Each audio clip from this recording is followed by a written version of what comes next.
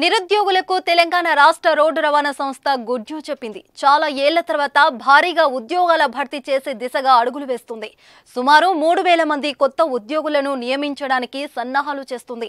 ఇటీవల కొత్తగా ఏర్పాటు చేసిన రూట్లతో పాటు కొత్తగా కొనుగోలు చేసిన బస్సులకు అనుగుణంగా ప్రయాణికులకు సేవలను మరింత సులభతరం చేసే లక్ష్యంగా ఆర్టీసీ నిర్ణయం తీసుకుంటుంది.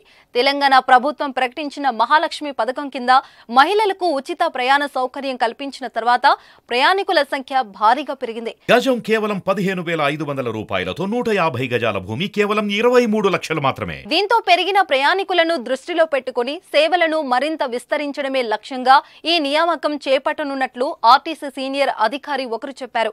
బస్సు డ్రైవర్లు, కండక్టర్ల నియామకాలతో పాటు కారుణ్య నియామకాలు కూడా అమలు చేయాలని నిర్ణయం తీసుకున్నారు. ఇటీవల 813 కారుణ్య నియామకాలను చేపట్టేందుకు ప్రణాళికలను ఆర్టీసీ వెలువరించింది. కొన్ని రోజుల క్రితం మరణించిన ఉద్యోగుల బంధువుల నుంచి అర్హులైన అభ్యర్థులకు సుమారు 50 అపాయింట్మెంట్ లెటర్లను కూడా అందజేసింది.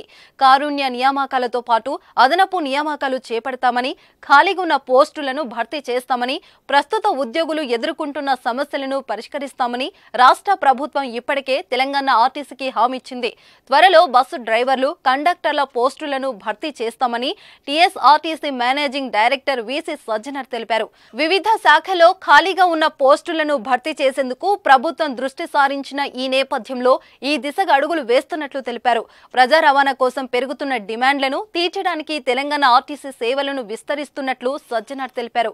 వాటిని సమర్థవంతంగా నిర్వహించడానికి కార్పొరేషన్ కు అదనపు సిబ్బంది అవసరమని సజ్జనర్ చెప్పుకొచ్చారు. తెలంగాణ ప్రభుత్వం ఇటీవలే మహాలక్ష్మి పథకానికి శ్రీకారం చుట్టిన సంగతి తెలిసిందే. ఈ క్రమంలోనే పెరిగిన రద్దీకి అనుగుణంగా కొత్త బస్సులను సమకూర్చుకోవాలని టీఎస్ఆర్టీసీ యాజమాన్యం నిర్ణయించినట్లు తెలుస్తుంది.